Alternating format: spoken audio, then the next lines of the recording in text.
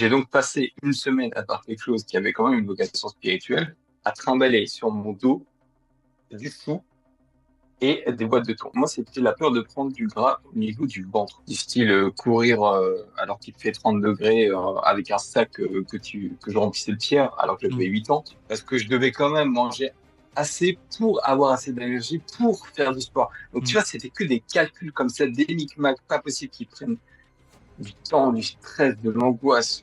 Moi, je fais plus confiance à un non-professionnel de santé, c'est-à-dire à quelqu'un qui n'a pas été conditionné. Et c'est ça, en fait, je crois que le truc le plus important que j'apprends avec toi, c'est que le corps est intelligent. Le corps sait se réguler et que c'est pas un savoir qui passe par la tête. Vu que tout le monde disait la même chose dans ce témoignage, très stéréotypé, je m'étais dit, parfois je me disais, oui, bon, bah, en fait, il répète la parole du gourou. Salut Saïdar et je vous souhaite la bienvenue sur la chaîne sur laquelle on parle de pacification alimentaire. La méthode qui vous permet de sortir des obsessions alimentaires en faisant la paix avec votre corps et la nourriture. Aujourd'hui, j'ai le plaisir de vous retrouver de nouveau pour un entretien, un témoignage avec Shervin que j'ai rencontré il y a maintenant 2 mois lors de son premier appel de bilan personnalisé alors qu'il est en plein dans le processus de pacification alimentaire puisqu'il a commencé cet accompagnement il y a seulement 2 mois. Shervin a accepté de venir sur la chaîne pour témoigner des changements qui étaient en train de s'opérer et du parcours qu'il est en train de vivre avec ce suivi.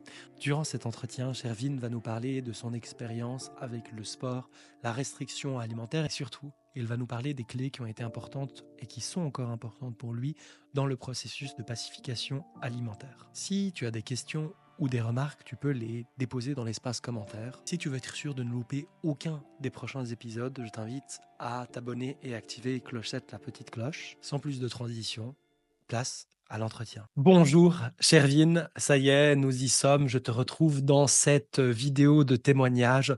Tu le sais parce qu'il y a quelques semaines, il y a quelques mois, tu étais la personne qui écoutait un témoignage et maintenant tu es là sur cette chaîne. J'ai envie de commencer, comme d'habitude, par te remercier d'avoir accepté mon invitation et te remercier au nom de toutes les personnes qui sont en train de nous écouter maintenant pour, je le sais d'ores et déjà, le précieux témoignage que tu vas pouvoir nous offrir et partager avec nous. Donc merci et bienvenue sur la chaîne YouTube.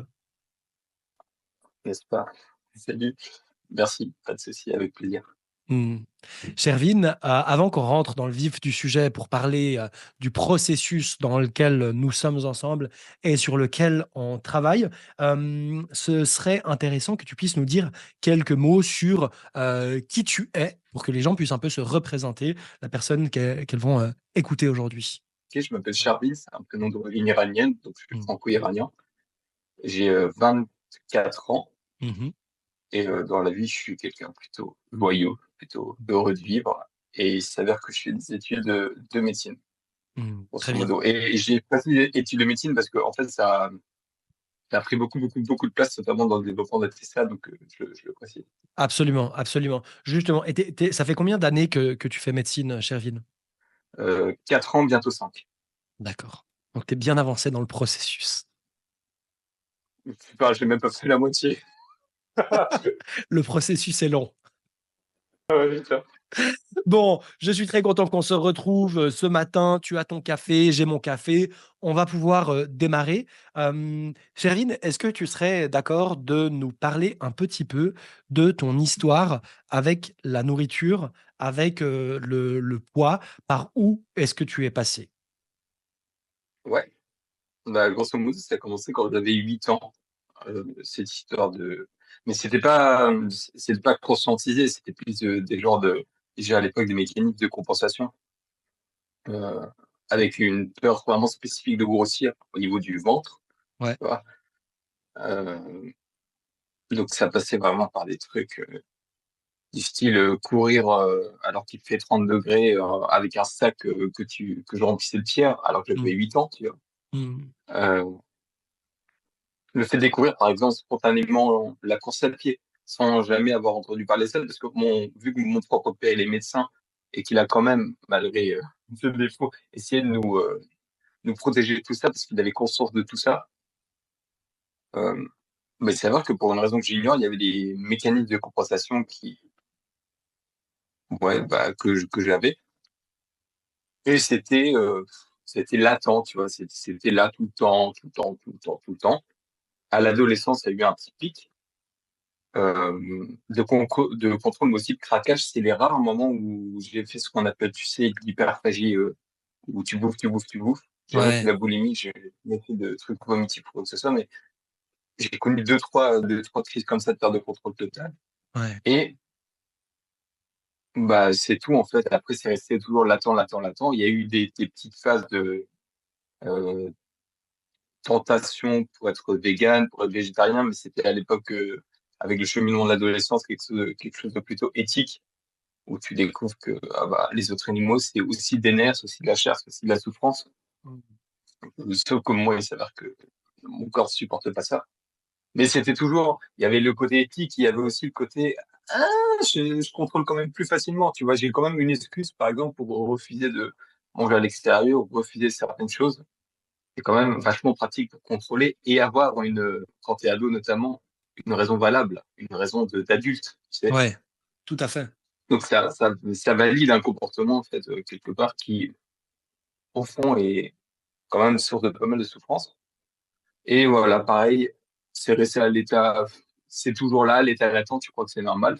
Moi, je croyais que c'est normal. Et, les troubles du comportement alimentaire, qui étaient plus, du coup, si on a besoin de catégoriser pour les gens qui écoutent, c'est peut-être plus facile de se dire, il est dans quelle case. Moi, c'était plus orthorexie, anorexie, en tout cas, la Ouais. bouffe, pas dans l'excès, plutôt dans, La on enlève, restriction, l'hypercontrôle, le surentraînement. ah ouais, à une restriction, mon gars, j'étais mais très bon élève. Parfait. Jusqu'à Vraiment, on ju- s'applique. jusqu'à où est allée la restriction? En fait, c'est jamais aller dans des extrêmes, mais c'est aller dans des choses où tu dis c'est dommage. L'exemple que je te l'avais partagé il y a quelques jours de nouveau, c'était j'ai fait les seules vacances que j'ai prises entre la deuxième et la troisième année de médecine, c'était pour faire une semaine le pèlerinage de Saint-Jacques-de-Compostelle tout seul en marchant. Hmm. Et j'avais un petit sac, vraiment pas de vêtements, enfin, deux paires de vêtements de rechange, pas les bonnes chaussures. C'était vraiment, j'avais pas le bon matériel, même pas de quoi dormir correctement. Par contre, j'avais beaucoup de place dans mon sac pour mettre ce que je bouffais à l'époque pour remplir le ventre et faire croire du coup que je mangeais à ma faim. Hmm. C'était du chou vert cru, mais je pouvais en manger un entier par prise alimentaire. Je vais pas appeler ça des repas, c'est pas faire honneur à la chose. Tu vois, Ouais, c'est du chou cru. avec du chou cru, zéro glucides, bien sûr, parce que les glucides, c'est le diable, Ouais, évidemment. n'est-ce pas? Ouais. Euh, et je précise que le fait d'être étudiant en médecine, d'avoir le biais hospitalier où tu vois réellement les dégâts du sucre, où dans tous les antécédents des patients, tu as diabète, hypertension, hypercholestérolémie, tout ça. Donc, on a vite fait de valider la chose comme quoi le glucose, c'est le diable. Parenthèse Ouais. refermée, mais tout ça pour dire que l'environnement favorisait un processus tout le temps d'auto-validation des croyances. Les seules choses que je ramenais et qui étaient plus lourdes que le matériel, c'était le chou et des boîtes de thon, sans zéro glucide. Hmm. Et j'ai donc passé une semaine à part quelque chose qui avait quand même une vocation spirituelle, à trimballer sur mon dos du chou et des boîtes de thon. Hmm. C'est non seulement ridicule, mais ce qui est symboliquement intéressant, c'est que j'avais rencontré une pèlerine qui m'avait dit, bah, tu vois, toi, ton sac, il est tout petit. Le poids de ton sac, c'est souvent le poids de tes peurs. Mais elle avait pas ouvert mon sac pour voir que Hmm. dedans, il y avait que du chou et, euh, et du thon, parce que le poids de mes peurs, bah, tout le poids de mes peurs, c'était l'alimentation. Tout Voilà. à fait. Ouais, cet épisode est très, très, très évocateur et tu as parlé d'un lien qui était intéressant. Est-ce que tu penses que justement tes études de médecine ont, amplifié à certains moments, la restriction et le contrôle? Ouais, ouais, ah ouais, ouais. Mais je m'en suis rendu compte il y a pas longtemps, en fait, je me suis rendu compte quand j'en ai parlé à mes amis proches qui m'avaient vu les rares fois pendant la première année de préparation au concours. C'était une année vraiment, enfin, tout le monde le sait, c'est difficile la première année quand même. Et moi, vu que j'ai un bac littéraire, que j'ai pas du tout fait les études pour faire le concours, enfin passer le concours avec les bonnes bases, j'ai vraiment tout sacrifié et j'en ai encore des séquelles, notamment au niveau du sommeil, là maintenant après 4 ans, tu vois. Et Mmh. mes amis m'avaient vu maigrir, maigrir, maigrir parce que moi, ma réponse au stress, c'est j'ai hyper mal au ventre, je peux plus manger physiquement, tu vois. Et du coup, toute l'énergie, elle est focalisée au niveau intellectuel. C'est un piège énorme parce que je me suis pas vu maigrir. Et là, quand j'en ai parlé récemment à mes amis, ils m'ont dit, on s'est douté que tu avais un problème avec la nourriture parce qu'on t'a vu beaucoup maigrir après la première année et pas reprendre. Et pas Hmm. reprendre. Parce que tu peux maigrir quand tu as un épisode de stress dans la vie de tous les jours, mais ton corps, il se régule après, tu reprends. Tout à Alors fait. que moi, il y a eu une espèce de... quand tu sais plus qui tu es en termes d'identité parce que tu es cassé par un concours, euh, tu te rattaches à la première image que tu vois dans le miroir une fois que tu es sorti du concours. Et il s'avère que l'image, c'est celle d'un mec tout maigrichon. Et du coup, tu dis, ah bah c'est moi ça. Et je veux rester comme ça. Hmm. Voilà. Et là, pendant toute cette période, la peur de grossir, elle était très présente. C'était pas la peur de prendre du poids, tu vois, parce que je me suis jamais pesé. C'était vraiment une peur très spécifique et je pense que beaucoup de gens ont ça. Et c'est tellement spécifique qu'on le dit pas. Moi, c'était la peur de prendre du gras au niveau du ventre. Parce que Hmm. la partie du corps qui a toujours été l'objet de l'attention, c'est le ventre. Tu vois. Oui. Le fameux gras autour du ventre, j'en entends beaucoup parler dans mon quotidien. Et effectivement, c'est un grand sujet. Tu as vécu comme ça pendant des années en pensant à certains moments que c'était normal. Qu'est-ce qui t'a fait comprendre que ça n'allait pas et qu'est-ce que tu as eu besoin de vivre en termes de souffrance pour te dire il faut que ça change? Qu'est-ce qui t'a amené à cette conclusion? Bah, en fait, on sait qu'il y a un problème. Enfin, je dis on, je me permets de parler un petit peu pour l'esprit des Vas-y, comportements alimentaires, mais je pense que vas-y, c'est ouais. quelque chose. Je pense que la plupart des gens sont pas complètement omnibulés par ce trouble et qui le savent au fond d'eux et qui a une intelligence quand même Oui, euh, au fond de chacun. En tout cas, chez moi, c'était le cas. Je savais qu'au fond, c'était pas normal. Euh, Mon meilleur pote faisait que me tendre des perches très gentiment, très délicatement, que je prenais jamais. Simplement parce que lui est gros, mais n'a pas de problème avec l'alimentation. mmh, Et moi, j'étais mince, et j'ai des problèmes. Mais vu que le seuil, tu sais, pour dire si une personne a un problème ou pas, c'est souvent est-ce qu'elle est grosse ou mince, oui, bah, vu que moi, j'étais du côté des gentils en étant du côté des minces, j'avais manifestement pas de problème. on te Donc, posait pas de les perches questions. qu'on me tenait, je les prenais pas. Et je me suis rendu compte qu'il y avait, enfin, que ça allait pas continuer comme ça après un stage en médecine interne qui était extrêmement prenant et moi je bossais tout le temps mes bouquins donc pour montrer peut-être voilà Ah 8 et 1000 oui, pages donc tu te tapes ça après des journées de 8 heures à parfois je finissais à 20 heures tu mmh, vois sans manger parce sans que manger attention évidemment, ouais. ouais, je suis Sinon, super c'est trop externe parce facile. que les enfants entre midi et deux bah oui attends. Ouais, ouais, Sinon il n'y a pas de plus-value tu vois sinon je vaux pas plus qu'un autre c'est ça. euh, et du coup je rentrais je bossais jusqu'à minuit et je me remplissais de bide avec ces fameux, soit chou vert, soit des trucs crus, sans glucides, évidemment, Mmh, jusqu'à en avoir mal au ventre, mais pas mal au ventre forcément du fait des quantités, mal au ventre du fait que tu décides n'est pas fait pour manger que cru. Nous n'avons pas un sécom d'herbivore. ouais, On n'est pas fait pour ça. mmh, Donc, il y avait tout l'inconfort. Tu te couches avec l'inconfort, avec quand même la sensation d'être un petit peu, tu sais, dégueulasse de l'intérieur. Tu sais, tu dis, mais il y a un truc qui va pas. Tu le sens au fond de toi. mmh, C'est comme englué par une sensation de malaise. tout à fait. Sauf que le lendemain matin, 8 heures, quoi, de nouveau dans le service, en chemise, tout propre. Donc, on refait ça, on refait ça, on refait ça. Et je me rappelle juste d'un soir où je m'étais couché à 4 heures du mat, je crois, et la dernière pensée qui m'est venue avant de dormir, c'est ça peut plus durer. Mmh, Mais c'était une pensée et elle est venue comme ça, vraiment filante. Ça peut plus durer. mmh, Peut-être qu'au niveau inconscient, tu sais, il y avait pas mal de choses qui travaillaient. Et il fallait juste ce moment-là, 4 heures du matin, ou peut-être j'en avais tellement marre, justement, que les résistances, ça cesse un peu et il y a la pensée qui vient et c'est après que j'ai commencé à écouter des podcasts et que je l'ai découvert, notamment sur des mmh. podcasts. Préciser une chose, ça peut être intéressant pour tes auditeurs. J'avais énormément de symptômes de dénutrition par contre. Et c'est maintenant, à posteriori, que je me rends compte que c'était ça. Et à tel point que je consulte pas en médecine interne parce qu'on pensait à une maladie auto-immune. Donc, Mmh. il y a quand même beaucoup de symptômes. je prendrais le temps peut-être de les énumérer au Avec, fur et à mesure de l'entretien, parce que les ouais, gens peuvent vraiment, vraiment se retrouver là-dedans. ouais. Non, avec plaisir, si tu veux les énumérer, c'était quoi les symptômes les plus importants de la dénutrition? Qu'est-ce qui t'a fait tilt et qui te fait tilt aujourd'hui quand tu regardes en arrière? Ouais, la perte de libido, la perte du désir, la perte Mm. pour les hommes de l'érection matinale, Ouais, parce que tu sais qu'une des premières choses qu'on demande, tu sais, aux hommes plus âgés qui ont des facteurs de risque cardiovasculaire, c'est est-ce que vous bandez toujours le matin? Parce que si ouais, c'est plus le cas, c'est peut-être que c'est bouché, tu vois. ouais, Moi, c'était pas le cas, mais c'était parce que il y avait une carence en glucides, notamment.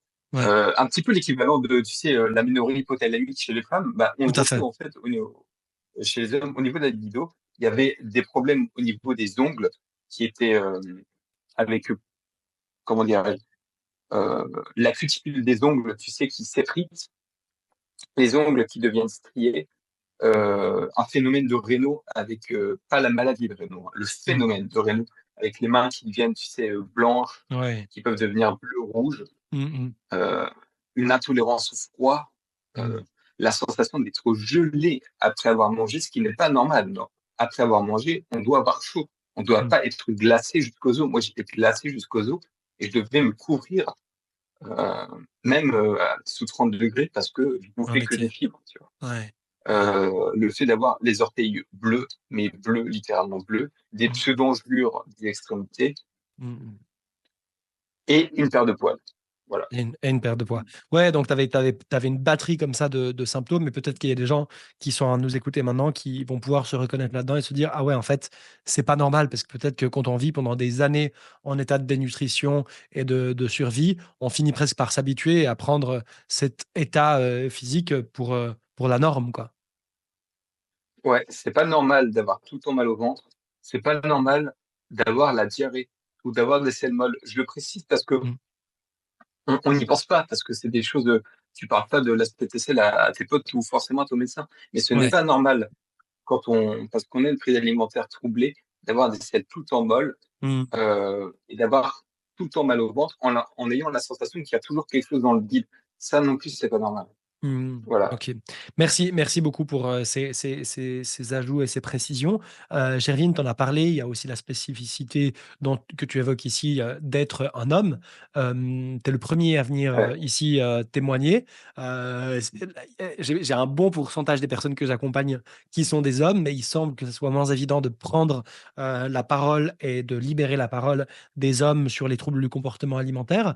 Est-ce que tu penses que c'est différent? Est-ce que tu penses que le fait d'être un homme a eu un impact différent sur la manière dont tu as vécu tes troubles du comportement alimentaire?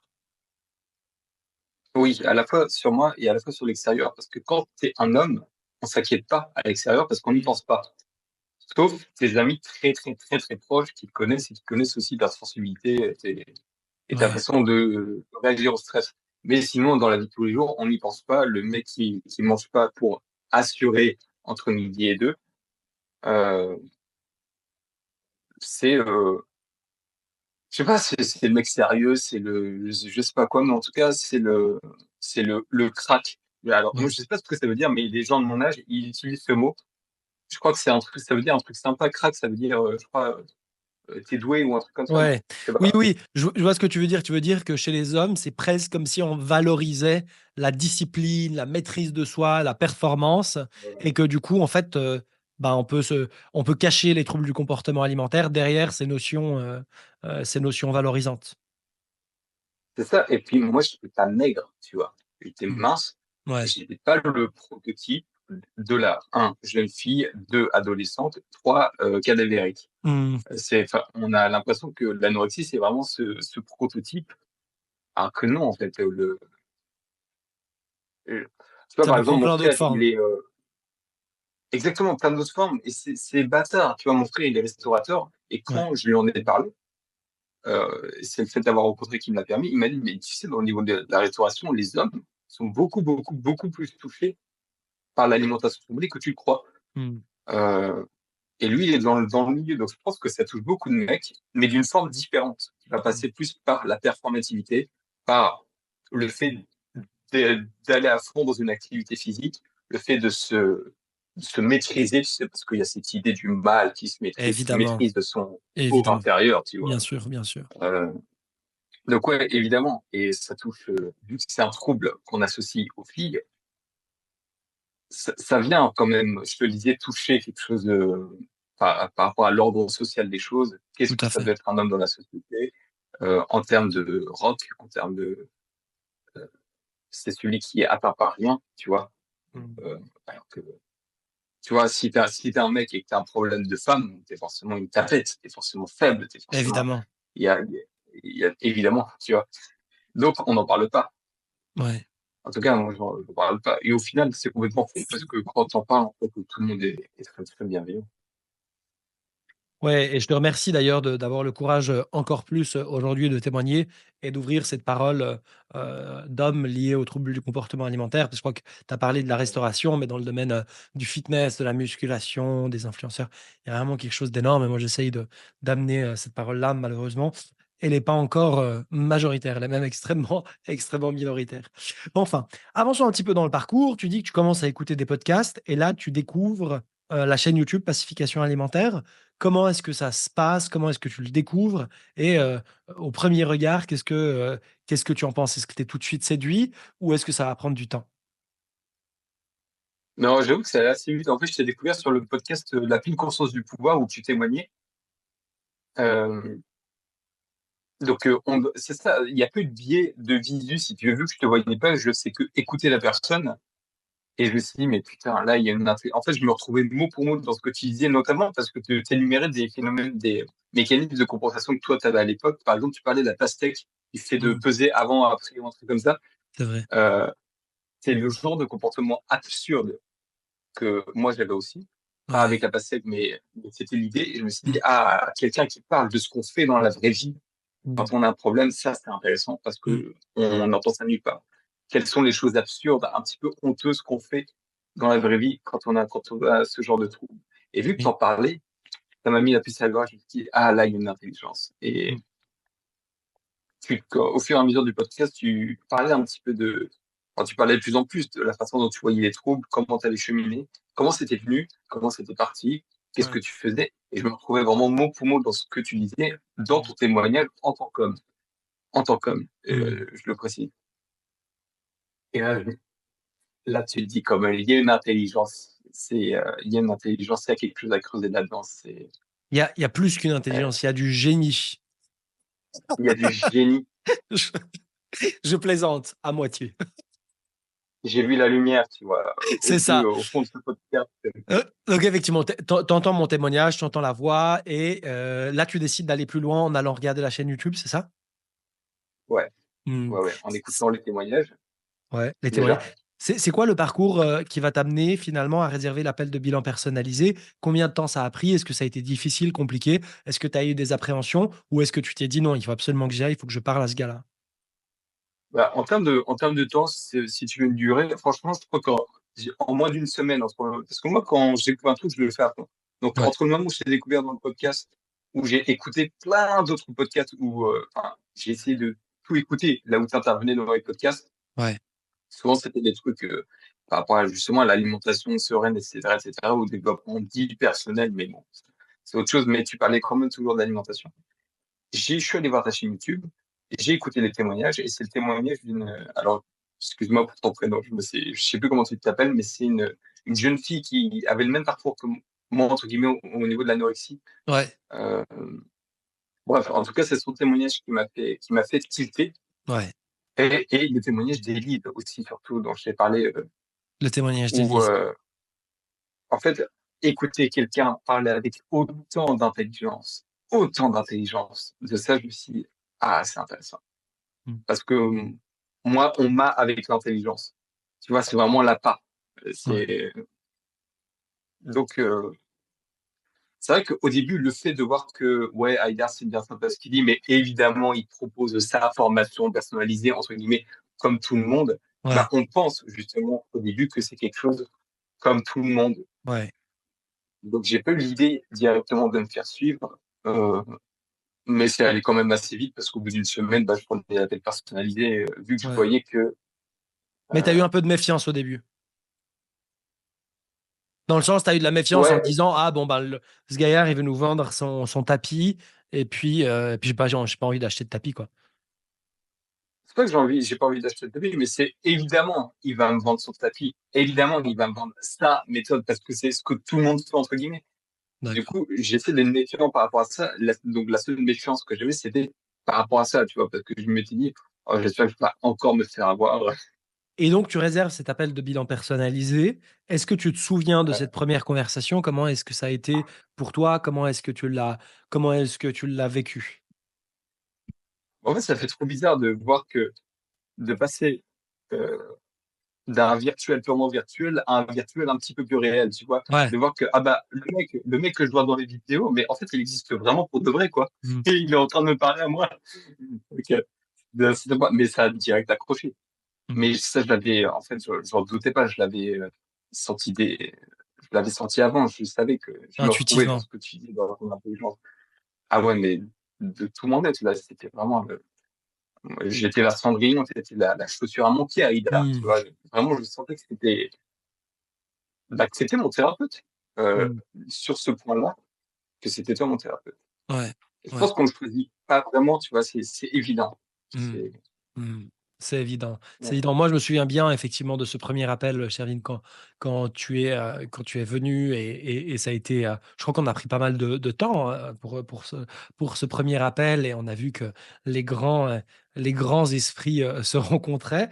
Hem, c'est ça. à la fin de l'appel, je t'annonce que je pense pouvoir, t'aider, t'accompagner dans l'objectif que tu décides de poser, qui est, l'objectif de libération, de pacification, qui est l'objectif que la nourriture, le corps ne soit plus un sujet, ne soit plus une question, que tu puisses sortir de cette addiction comme ça à la performance et au contrôle. Et donc, je te parle de l'accompagnement, du suivi, du tapis qu'on venait justement d'énoncer. Est-ce que pour toi, il a été aussi évident de démarrer le suivi avec tout ce que ça demande en termes de temps, d'énergie, d'investissement financier? Est-ce que pour toi, cette décision était simple à prendre ou est-ce que tu as eu un peu d'appréhension, de peur, de crainte, voilà, comment ça s'est passé le processus décisionnel? Parce que, bah, c'est pas une petite aventure, c'est un engagement qui est fort, qui est intense, qui est profond. Par où tu passes pour prendre cette décision? Bah, grosso modo, j'ai pris un week-end pour réfléchir parce que c'est comme, Ouais, le comportement que j'adopte, c'est quand même parler à des adultes. ouais. Mais avant ça, ça implique le fait de dire à, à son entourage, à ses adultes, bah, en fait, tu l'as pas vu ou tu t'en étais douté, mais j'ai un problème, Mmh. j'en souffre, mais voici la solution. Mmh. Tu vois, par exemple, quand j'en ai parlé à mon père, je lui ai Ouais. présenté le problème, c'est-à-dire ton fils, en fait, depuis qu'il a 8 ans, il a des soucis et tu l'as jamais vu, ce qui était le cas. Mais je lui Lui, ai il le savait présenté la pas. solution directement. À lui, il s'en était jamais, jamais, jamais douté. Ouais. Jamais douté. Parce Mmh. qu'on est très, très fort dans le La masquer, dissimulation. toujours justifier, ouais, dissimuler, et toujours justifier, et toujours être rationnel, de cohérence, machin, machin. Et le fait de faire médecine n'est pas, mais je lui ai présenté directement c'était la solution en lui disant, bah, j'ai un problème, mais la solution, c'est là. Mmh. Et voilà, j'ai juste attendu 2 jours parce qu'au niveau financier aussi, il y a ça. Au niveau financier, bah, comment je vais payer ça? Moi, je suis étudiant, je Ouais. touche 214 euros par mois en tant Mmh. qu'externe. Comment on fait? Et il y a encore ça, c'est assez annexe parce qu'au final, par rapport à tout ce que tu proposes et à l'investissement réel que tu mets, honnêtement, c'est rien du tout, les tarifs. Mmh. Mais il y avait aussi l'histoire de l'investissement. Est-ce que je vais vraiment m'investir? J'ai déjà mes cours, j'ai déjà tous ces bouquins à prendre. Est-ce qu'en plus, je Ouais. vais prendre le temps d'écouter des vidéos, de prendre des appels personnalisés toutes les semaines, parce que moi, j'en ai eu besoin toutes les semaines, Ouais. de prendre du temps, de poser des questions, De vivre le de process. s'installer dans l'inconfort que certaines situations peuvent provoquer. Tout à fait. Bah, au final, les priorités sont vite prises, hein. Et la question, c'est, bah, soit je continue comme ça et je deviens une personne maussade, morose, que j'ai pas envie de devenir, Ouais. soit, bah, j'aspire à devenir quelqu'un de plus léger, avec Mmh. plus de place à l'intérieur. Et paradoxalement, ça va me faire plus de place pour mes études. Donc, évidemment, bah oui, oui, on s'engage. D'accord. Tu poses cette décision au bout de 2 jours de réflexion, tu dis: «OK, moi je vais, démarrer, ce processus, je vais démarrer, le suivi». À partir de là, qu'est-ce qui se passe pour toi? Comment est-ce que les choses, évoluent quand le travail démarre? tous les gens que tu recevais en témoignage disaient à peu près la même chose dans Ouais, le cheminement au niveau de la pyramide que tu proposes. La c'est vrai. pyramide, pour ceux qui écoutent, c'est les modules d'une façon ascendante que tu proposes, avec à chaque fois des petites étapes de compréhension. Et ça me paraissait en fait, vu que tout le monde disait la même chose dans ce témoignage, très stéréotypé. Je m'étais dit, parfois je me disais, oui, bon, bah, en fait, il répète la parole du gourou, quelque part. Je mets des Ouais, guillemets, hein. Mais j'avais vraiment cette impression au début parce que j'étais pas engagé dans le truc. Et j'étais le premier surpris à constater que parfois, à mon insu, il y avait des mécanismes de compréhension au fur et à mesure que j'avançais dans les modules de la pyramide et que du coup, ça me permettait non pas de comprendre, mais de me poser des questions et de te poser des questions sur WhatsApp parce qu'il y a le suivi personnalisé constant qui est le plus précieux à mon sens, où tu réponds en très peu de temps à des questions qu'on peut avoir à chaud parce que quelque chose que tu as dit dans une vidéo, par exemple, des modules que tu proposes, fait surgir quelque chose ou nous fait rendre compte d'un phénomène, d'un mécanisme de contrôle ou de compensation qu'on a et qu'on n'avait pas formulé comme tel. Et bah, c'est ça, au fur et à mesure que j'ai avancé dans les vidéos, j'ai pas encore fini le module 5, hein, je le précise, donc c'est 2 vidéos. Il y a 5 modules en tout. Euh, il y a des questions qui émergeaient. Je te les posais, tu y répondais. Et à mon insu, bah, force est de constater que j'ai avancé en fait un petit peu de la même façon que tous les autres personnages qui ont témoigné, c'est-à-dire que il y a la question de la bouffe au début et du corps, ouais, juste diminuer un petit peu les restrictions, mais juste un petit peu pour faire de la place, ouais. comme quand on fait le ménage. Mmh, Et cette place permet à d'autres choses de se greffer. Et mmh. au fur et à mesure, il y a plus de place qui se fait. Et je précise que c'est pas forcément quelque chose d'actif. Il y a beaucoup de choses qui passent en compréhension passives qui se mettent en place d'elles-mêmes sans qu'on ait à fournir d'efforts. Et c'est ça, moi, qui m'avait, au début, un petit peu, je me disais, mais j'ai l'impression qu'ils fournissent pas tellement d'efforts que ça. Mais on a tout par l'effort, souvent. Euh, alors que non, il y a des choses comme un fruit qui mûrit au soleil sans forcément faire l'effort de mûrir. Il y a des choses qui mûrissent en soi. Parce que on a la personne, en l'occurrence toi, Aïda, Mmh. qui nous donne, qui nous propose des outils, des pistes de réflexion, et des choses mûrissent. Ouais. Voilà. Merci beaucoup. Je trouve hyper important ce que tu dis là parce que souvent, c'est un peu perturbant le début du parcours en pacification alimentaire parce que, les personnes qui démarrent vont me dire des trucs du genre: «Ah oui, non, mais j'ai bien compris, puis c'est tellement juste, c'est tellement ce que je pense, ce que je ressens. Ouais, mais maintenant, je dois faire quoi? Et puis comment quel effort je dois faire? Dis-moi, où est-ce que je dois faire des efforts?» Puis ma réponse est toujours similaire, je ne crois pas qu'il y ait, à fournir d'efforts. Et en fait, on nous a tellement inculqué cette croyance qu'il fallait tout mériter, qu'il fallait se bagarrer, qu'il fallait réussir, qu'il fallait des succès, que les gens rentrent dans la pacification alimentaire à la quête de performance. Genre: «Ah oui, maintenant que j'ai démarré la pacification alimentaire, je veux être performant dans la pacification alimentaire. Du coup, Haïdar, dis-moi comment je vais devenir performant et comment je vais être un bon élève et Ouais. comment je vais bien faire?» Et c'est hyper perturbant parce que j'ai appris avec le temps à ne pas donner les indicateurs de comment est-ce que je vais performer, justement pour sortir de cette notion de performance. Et souvent, il y a un petit moment de latence entre le moment, tu là, mais je comprends ce qu'il raconte, puis en même temps, je comprends pas ce qu'il veut, puis ce qu'il propose, puis le moment où en fait tu lâches prise et tu te rends compte qu'en fait, il y a pas besoin de penser, il y a pas besoin de réfléchir, il y a pas besoin de faire. Les choses, lorsqu'on se laisse traverser par le processus de pacification alimentaire, en fait, il se déroule d'une manière qui est tout à fait fluide et naturelle. Et je crois que c'est d'ailleurs ce que tu as vécu, Shervin, tu me reprendras si c'est pas le cas, mais qu'en fait, donc tu as démarré en amenant de la flexibilité dans la restriction et que petit à petit, tu as réintroduit de l'autorisation, de la permission à la fois sur la notion de la nourriture et à la fois sur la notion du sport, de l'activité et du repos. Est-ce que c'est ça effectivement que tu as vécu? Ouais, après, je précise quand même que je suis loin d'être sorti du truc. Ça fait 2 mois qu'on travaille ensemble et ça va quand même déjà. Enfin, il y a pas photo. Il y a pas photo. Et c'est vrai que tu le disais, à partir du moment où il y a la conscience que, bah, même si je suis étudiant en médecine, je vais devoir demander de l'aide, et a fortiori à un non-médecin. Euh, mais si tu avais été médecin, franchement, jamais je serais venu te voir, hein. Donc, Mmh. il n'y a pas de retour en arrière. Ou alors, s'il y a retour en arrière, il y aura forcément la conscience d'un mensonge à soi-même. Ouais. C'est ça toute la différence. Euh, alors qu'avant, on peut se mentir vraiment à soi-même en performant dans le déni également, tu vois. Mais à partir du moment où on a conscience qu'il y a un problème, non, on peut plus performer dans le déni. On peut rejeter, mais le déni, c'est plus possible. Ouais. Donc, c'est soit je rejette, soit j'avance. Et il s'avère qu'avec toi, j'ai plutôt la sensation d'avancer, même Ouais. si c'est pas encore terminé, mais ne serait-ce que pour donner des exemples, réintroduire des patates, mon gars, Hmm. et pas euh, boire un verre de bière et pas se poser 1000 fois la question de comment je vais l'éliminer, comment je vais compenser. À demain, je mange pas. Je vais m'endormir pour aller courir ce matin, enfin le matin pour compenser. Blablabla. Tous les pensées de compensation. C'est vrai que sans effort à faire, elles s'estompent un petit peu. Et si effort il y a à fournir, c'est ne serait-ce que celui de s'en détacher un petit peu et de les voir comme ce qu'elles sont, c'est-à-dire des pensées qui arrivent et qui passent. C'est ça, effectivement, il y a un vrai travail sur, le fait de moins prendre au sérieux ses pensées, de moins, leur obéir. Mais c'est vrai que là, quand tu Ouais, le dis, ça me fait tilt parce que d'habitude, je regarde ça. Mais c'est vrai qu'en fait, on a commencé il y a à peine 2 mois et en fait, j'ai le et ouais, sentiment qu'on a déjà fait tellement tu vois, du point où tu es parti au point où tu es aujourd'hui, il y a un tel travail qui a déjà été effectué que, j'avais presque, oublié que ça faisait seulement 2 mois. Pour toi, comment ils se sont passés ces 2 mois?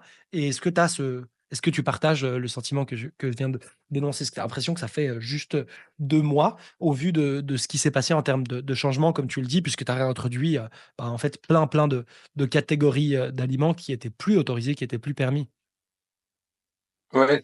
Bah, ne serait-ce que ça, franchement, pour moi, non, c'est pas le fait de les réintroduire, parce que tu peux dire que les réintroduire en culpabilisant, tu fais pas le job. Enfin, le job se fait pas, du moins. Ouais. Là, c'est le fait de réintroduire quelque chose et pas de le catégoriser comme une catégorie alimentaire. Ne pas dire je réintroduis un glucide ou je réintroduis des hydrates de carbone, machin, machin. Euh, mais juste de réintroduire quelque chose.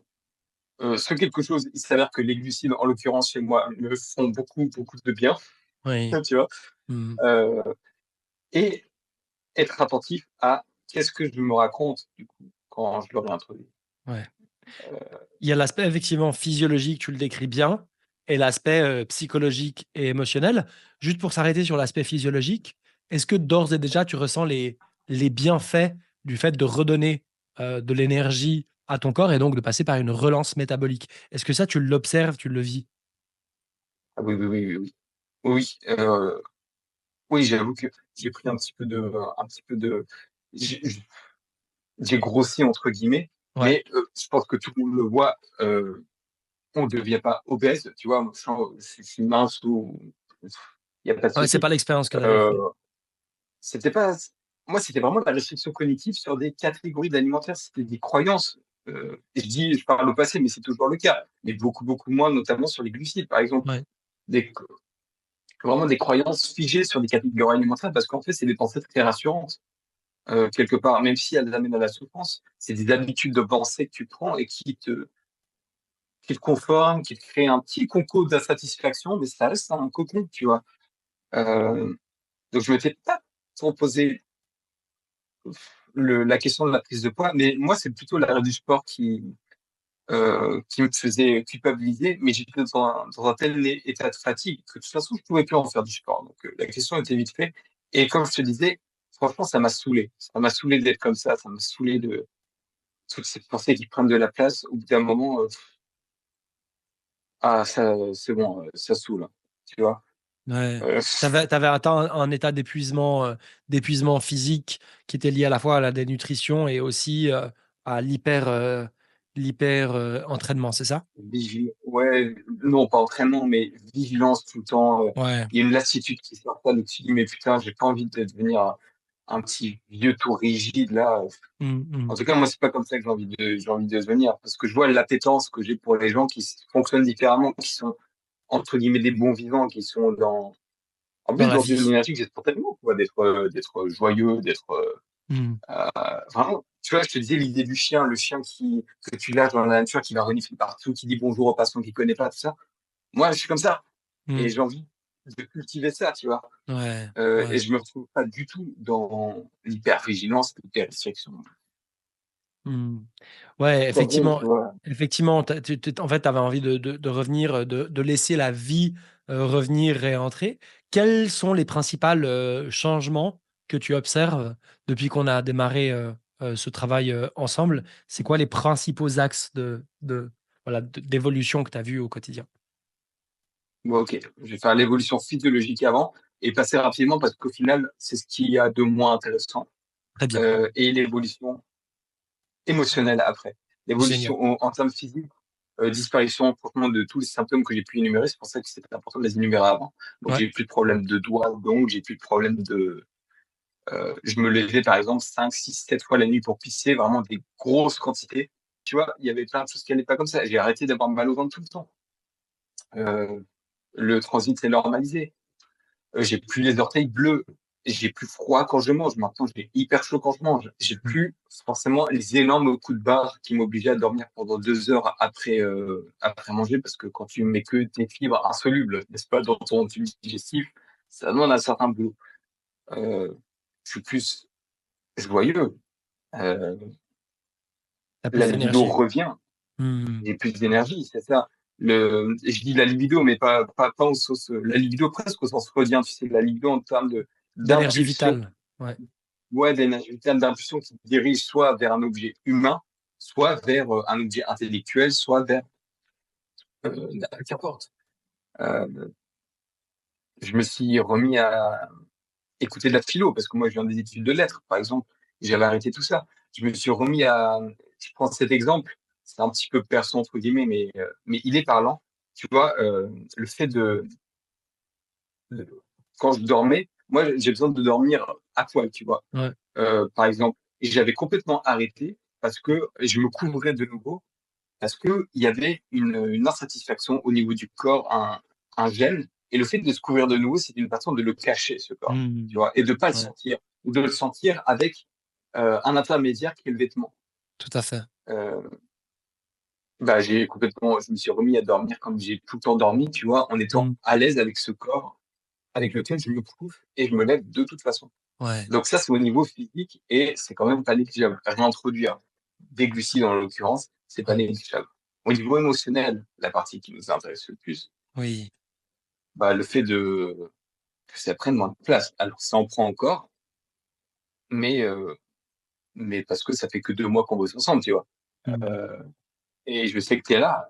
Ouais. Et ça, c'est hyper sécurisant. Le fait de savoir que, bah voilà, le travail émotionnel, il se fait que Aïda est là pour aider quand il y a besoin d'aide.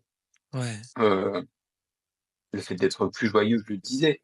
Le fait de Je me permets ici une toute petite pause pour dire que les appels de bilan personnalisés sont encore disponibles. Si jamais tu souhaites pouvoir bénéficier de l'un de ces appels, il te suffit de cliquer sur le lien qui s'affiche en description. S'il reste des places de disponibles, tu auras la possibilité de choisir un créneau horaire pour notre appel sur Zoom. Retour à l'entretien. de se poser moins de questions, C'est d'être plus plus fluide. spontané, de moins calculer des choses. Tu vois, parce que je calculais avant la prise alimentaire par rapport au sport, tu vois, parce que je devais quand même manger assez pour avoir assez d'énergie pour faire du sport. Donc, tu Mm. vois, c'était que des calculs comme ça, des micmacs pas possibles qui prennent du temps, du stress, de l'angoisse. Ça vaut pas le coup. Ça vaut pas le coup. On y perd au change. Mm. Ouais. Ouais, ouais, on voit qu'il y a effectivement beaucoup de différences, de choses qui ont bougé et ça me réjouit tellement, que tu vives cela. Qu'en est-il de ta relation avec ton corps? Est-ce que tu as l'impression aujourd'hui d'avoir plus, d'amour, pour ton corps? Oh non, moi, tu sais, je suis pas dans le truc de l'amour, du corps. Le corps, il est ce qu'il est. Ouais, Euh, Parce que, en fait, c'est terrible, mais les gars, à la fin, on meurt. Hein. Dans l'histoire, à la fin, on meurt. C'est, effectivement, c'est bien moi, de le ça a rappeler. toujours été ça. Mais c'est trop, non, mais, parce que c'est trop con. Tu vois, à la fin, on meurt. Donc, on connaît la fin. Mmh.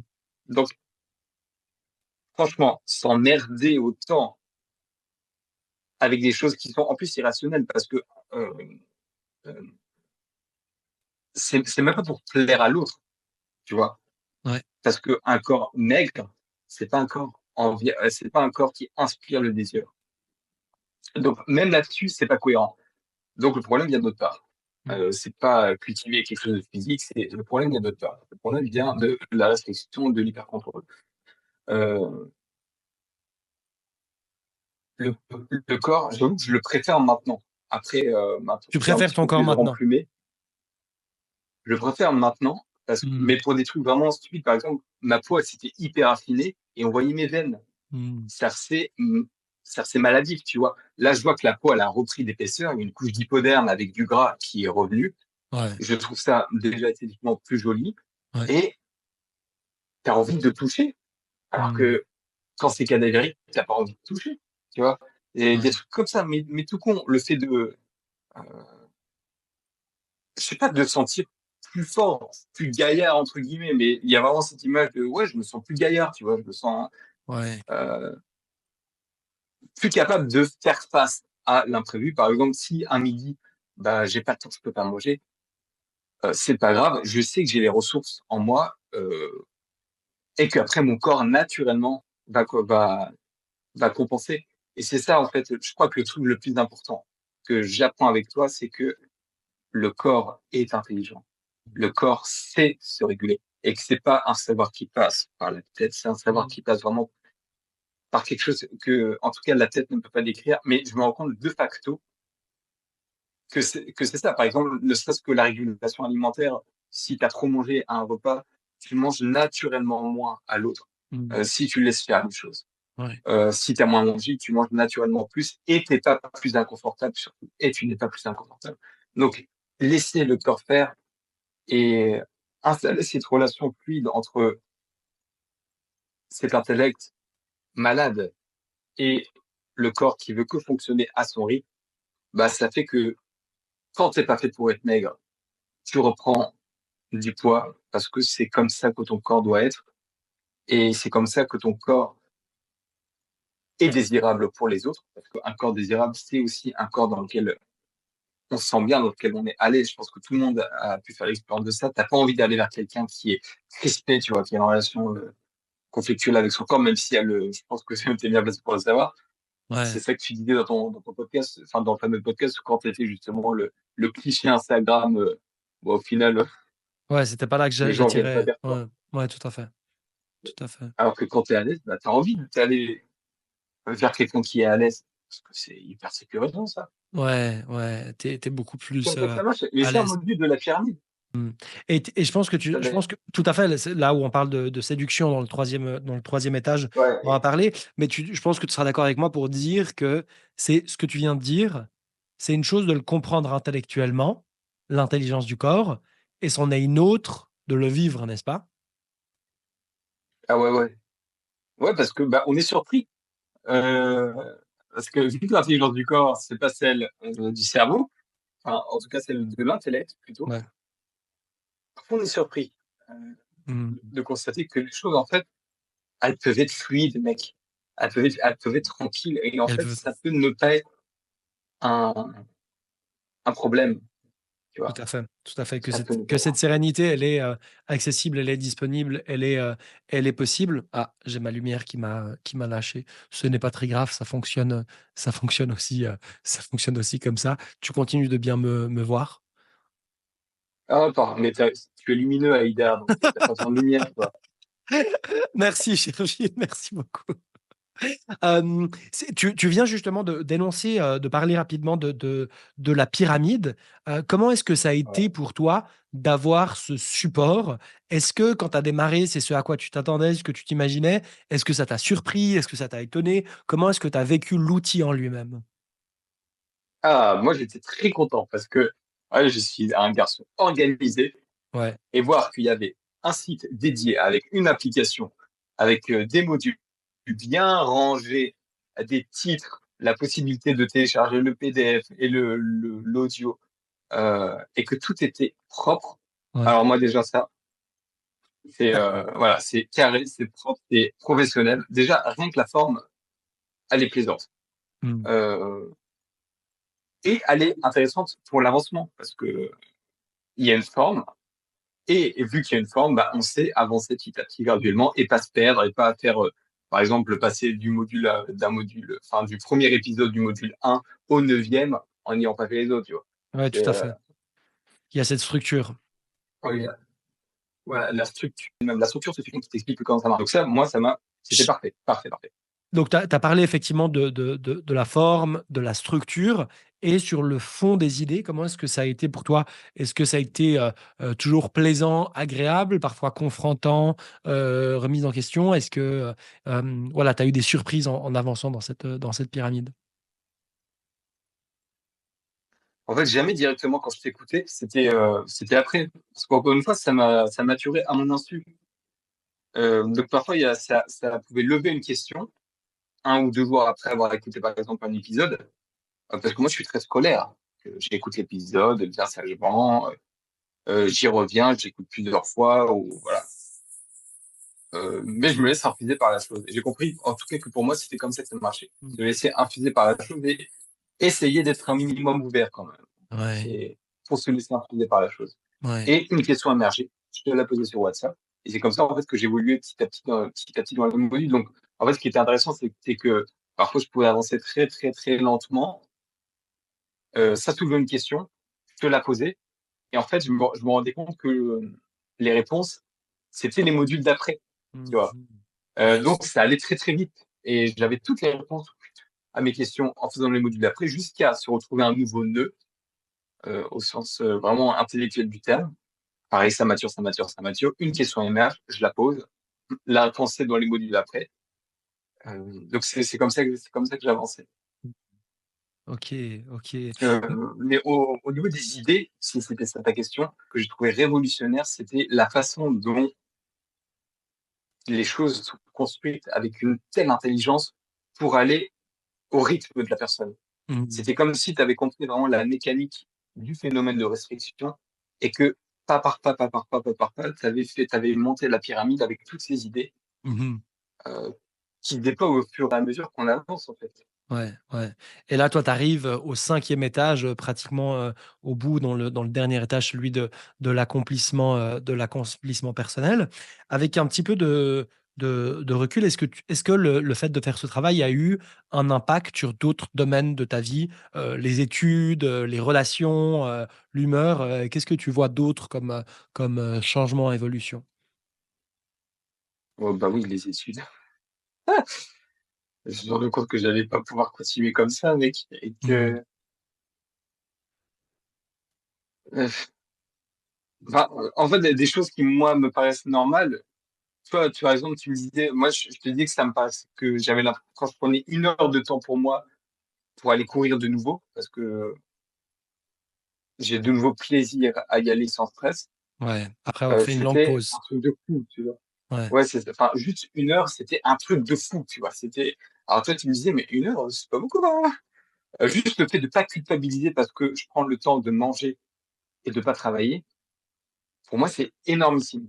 Ouais, Et alors que pour la plupart des gens, c'est juste normal, en fait. ouais, Donc, un petit peu recentrer les choses et comprendre que je vais pas pouvoir continuer comme ça encore très longtemps. Donc, recadrer les choses, heu, comprendre que en fait, je suis capable de fournir moins d'efforts sur le long terme, que ouais, c'est pas vivable, en fait, des études ouais, comme ça, parce que honnêtement, c'est dur en médecine. Franchement, je faisais le malin au début, là, en début de 4e année, «Non, c'est pas trop difficile». Non, non, non, c'est dur médecine. ouais. Et du coup, le fait de vivre une relation intelligente aussi avec ses études, bah, c'est de savoir ce qu'on est capable de d'y donner. Et donc te Et reconnecter à moi, tes je peux besoins et à tes clairement, limites. absolument, Mmh. absolument. Mmh. C'est ça qui a permis la pacification de mon frère, parce que j'aurais jamais été capable de ça sinon.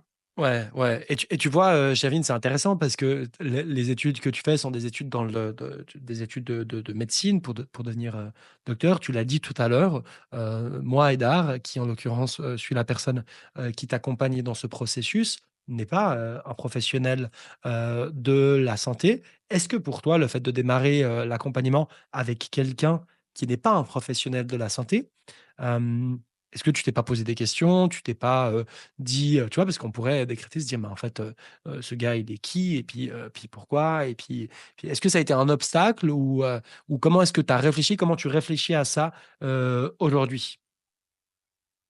Bah, je te pose la question inverse. Est-ce que quand tu vas voir un médecin pour ce genre de choses, tu te poses la question, ce gars, il est qui? Qu'est-ce qu'il a fait? D'où vient son expertise? Ouais. Non. Et je peux t'assurer que pour être dans les études, et honnêtement, c'est pas pour me jeter des fleurs. Je pense que je suis plutôt bon étudiant, tu vois. Mmh. On a aussi le Je droit de pense reconnaître aussi. des choses dans lesquelles on n'est On pas a le trop droit, mauvais. on a tout à fait le droit, ouais. Je suis pas trop mauvais quand même dans ces études. Tu Donc, très bon. j'arrive à les analyser et surtout à être critique. Parce que Mmh. vu que je veux faire de la recherche à côté, la recherche oblige à être critique, à Bien savoir sûr. critiquer les articles, à savoir monter des expériences, voilà, à savoir réfléchir un petit peu et pas apprendre bêtement des choses par cœur. Parce que ce qu'on nous demande, en fait, c'est de mettre ça là-dedans. Ouais. C'est tout. Mmh. Mais ça, c'est idiot et tout le monde peut le faire. Hein. Mmh. En souffrant un petit peu un bon coup, tout le monde peut le faire. Donc, les médecins, je pense qu'ils sont, dans la plupart des cas, pas plus et d'ailleurs bien moins formé que toi sur la question. Tu vois, un exemple, le stage chez le médecin généraliste que j'ai fait juste avant, euh, le généraliste a des problèmes avec l'alimentation. Mmh. Et il se permet de donner des pseudo-conseils à des patients qui viennent le voir parce qu'ils sont diabétiques et qu'ils n'arrivent pas à équilibrer leur diabète en leur disant oui, il faut diminuer le sucre, machin, machin, ce qui n'est pas faux. Ouais. Mais, mais c'est pas cohérent. Alors que Mmh. chez toi, il y a une cohérence vu qu'il y a l'expérience. L'expérience a Du amené vécu. à faire des recherches. C'est ça. On part du vécu, on part de la vraie vie. Ouais. On fait Ouais. des recherches, on se rend compte qu'il y a des sources qui existent. Et tout ça, ça permet d'asseoir euh, ce qu'on expérimente dans la vraie vie. Alors que la médecine part de l'inverse.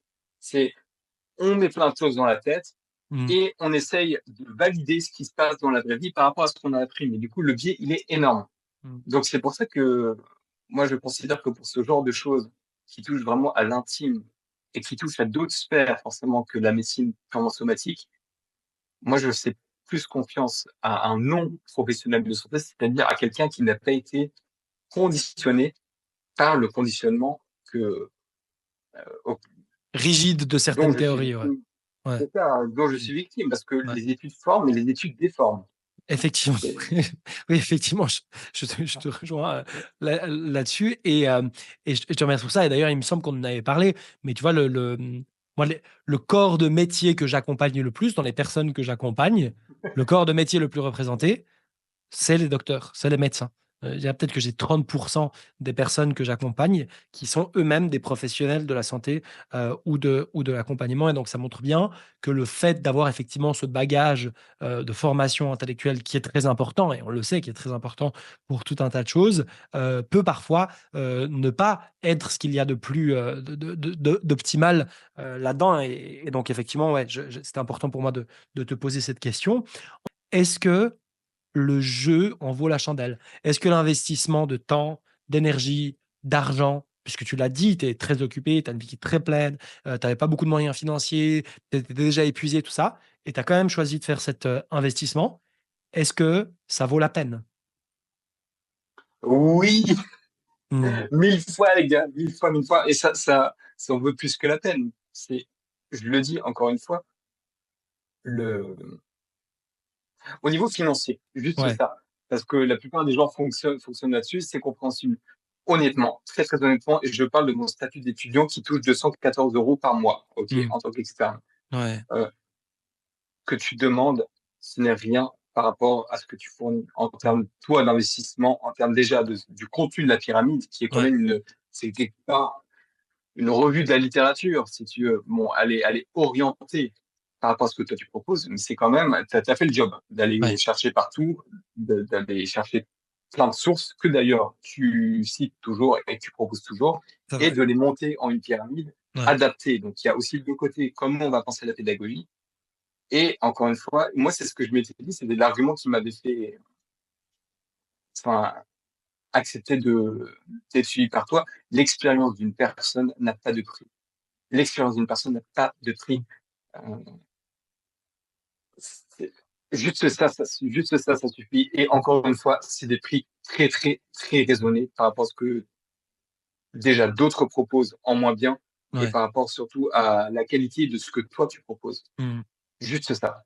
Je te, que les auditeurs le sachent, hein. Je te remercie, Shervin, merci de le dire, ça me fait plaisir de l'entendre.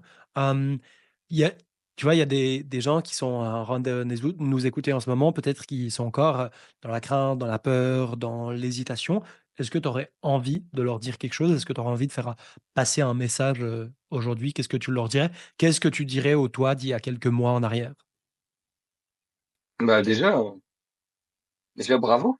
Tu vois, déjà bravo, parce que si tu dis je suis dans la crainte, je suis dans l'hésitation, c'est que tu as déjà fait ce pas où tu es dans l'entre-deux entre soit j'avance, euh, soit je recule et je me complais dans mes habitudes, mais je ne peux plus être dans le déni. Est-ce que tu es Donc c'est conscient? super, c'est ça, parce que tu es conscient, donc c'est super pour avancer, c'est aussi super désagréable parce que t'as le cul entre deux chaises, tu sais pas quoi faire. Mhm. Bah, j'ai envie de dire, honnêtement, la pacification alimentaire, tout est dans le nom. Moi, c'est aussi le nom qui m'a fait aller, la pacification alimentaire. On a envie d'être pacifié, justement, avec ses Mhm. relations. Cette relation à son corps, cette relation à l'alimentation. Donc, déjà, ça coûte rien de prendre l'appel personnalisé. C'est gratuit, ça n'engage à rien. Ouais. Et, euh, et je crois que tu as quand même l'honnêteté, parce que tu es honnête aussi. Et ce mec est honnête. Mhm. Euh, parce que ce mec, c'est toi, Ida. Parce J'ai bien qu'on compris. on, on a aussi peur de se faire forcément avoir, parce que c'est vrai Et c'est le qu'un mec qui se naturel. présente bien comme ça, qui a un discours cohérent, ça peut ça peut très bien être un charlatan. Ouais. Hein. Les charlatans, ils présentent très bien. Mhm. Mais non, toi, je trouve que tu es particulièrement honnête Mhm. et que je pense que tu auras l'honnêteté de dire à quelqu'un, bah, s'il n'est pas fait pour bosser avec toi, je pense qu'on n'est pas fait pour bosser ensemble. Ouais, tout à fait, Euh, tout à fait. donc, encore une fois, ça coûte rien à tous ceux qui peuvent écouter de prendre l'appel. Et après, je vous demande pas de me croire, mais en tout cas, pour moi, c'est vraiment, vraiment le thérapeute le plus adapté. C'est toi, Ida. En Mhm. l'occurrence, c'est toi. Et ça vaut le coup d'être dans des relations pacifiées. Parce Mhm. que cette relation pacifiée qu'on commence à développer à son corps et à la nourriture, c'est aussi une relation pacifique qu'on va développer envers les autres. Donc, ça passe par quoi? Ça passe par le fait de plus se sentir agressé par n'importe quelle remarque, de plus se sentir jugé dans la rue. Moi, je me sentais jugé par tout le monde dans la rue. Je croyais que j'étais jugé par tout le monde. Et Ouais. c'est encore une croyance que j'ai, mais beaucoup moins. Le fait de croire qu'on nous considère soit comme trop, ou pas assez, ou trop con, ou bizarre, ou quoi que ce soit. Ça finit par partir, ça fait de la place. Et c'est une place qui est intéressante pour découvrir des valeurs, découvrir des centres d'intérêt, découvrir qui on a envie d'être en tant qu'être humain dans cette société qui a ses Mhm. règles. Ouais. Ça vaut le coup. Ça vaut le coup, Ouais. honnêtement. Ça, c'est très puissant. D'abord, je te remercie pour tout ce que tu as dit et ça me fait vraiment chaud au cœur et ça me fait super plaisir. C'est une magnifique récompense pour tout ce travail. Et puis aussi, tu vois ce que tu dis quand tu dis faire de la place psychiquement, faire de la place énergétiquement pour se découvrir. Et en fait, si on fait ce travail de pacification alimentaire, c'est justement pour que la nourriture et le corps ne soient plus un sujet et qu'on puisse enfin s'intéresser au vrai sujet, au sujet de fond de qui je suis, qui j'ai envie d'être et qu'est-ce que je fous ici-bas sur Terre. Et aujourd'hui, Shervin, tu as partagé magnifiquement bien à quel point ton parcours est un parcours courageux, intelligent, un parcours humain et du fond du cœur pour moi et pour toutes les personnes qui sont à nous écouter et que tu vas aider aujourd'hui. Merci parce qu'il y a quelques semaines, quelques mois, c'est toi qui écoutais les témoignages. Aujourd'hui, c'est toi qui donnes ton témoignage et j'ai vraiment le sentiment il y a ce bâton hein, comme ça qui se transmet d'une personne à l'autre. Et donc, du fond du cœur, j'ai envie de te remercier d'avoir accepté de prendre ce temps et d'avoir le courage de prendre la parole aujourd'hui. Merci, merci beaucoup. Mais avec plaisir. On peut conclure là-dessus. Il y a en soi une intelligence. Il y a en soi une intelligence.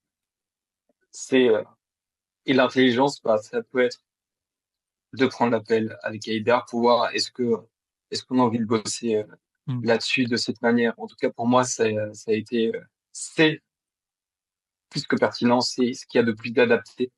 Je pense que ça peut l'être pour beaucoup, beaucoup, beaucoup de gens et que Mm. ça peut vraiment, vraiment aider des gens à devenir d'autres flambeaux quelque part de liberté intérieure parce que faire de la place quand même, tu gagnes beaucoup en liberté, en sécurité intérieure. Absolument, en liberté et ô combien la liberté est, précieuse. Donc merci d'avoir, véhiculé ça, aujourd'hui, avec moi, avec nous sur la chaîne YouTube Chervin. Nous, on va continuer notre parcours, on va continuer ce suivi, on va continuer de cheminer ensemble dans cette aventure de découverte de soi. Merci encore Chervin et je te dis, à la prochaine. Les personnes qui ont envie, de poser des questions peuvent, les poser dans l'espace, commentaires et puis on vous retrouvera, j'espère, dans un prochain, épisode. Au revoir, Chervin, merci beaucoup. Bisous Heider, à plus, merci pour tout. Et Salut! si tu es encore là à ce moment de la vidéo, c'est probablement parce que le parcours et l'histoire de Chervin ont résonné peut-être avec ton propre parcours et ta propre histoire. Sache que si, comme lui, tu souhaites démarrer un processus de pacification alimentaire ou simplement bénéficier d'un regard extérieur et différent, tu as toujours la possibilité de réserver ton appel de bilan personnalisé en cliquant sur le lien qui s'affiche en dessous de cette vidéo dans l'espace description et premier commentaire. On aura la possibilité de se rencontrer de vive voix et de voir ensemble s'il est possible ou non de démarrer un suivi. Si tu as des questions ou des remarques, tu peux les déposer dans l'espace commentaire. Si tu ne veux louper aucun des prochains épisodes, je t'invite à t'abonner et à activer clochette, la petite cloche. Dans tous les cas, on te remercie pour ton attention et on te dit à la prochaine. Au revoir.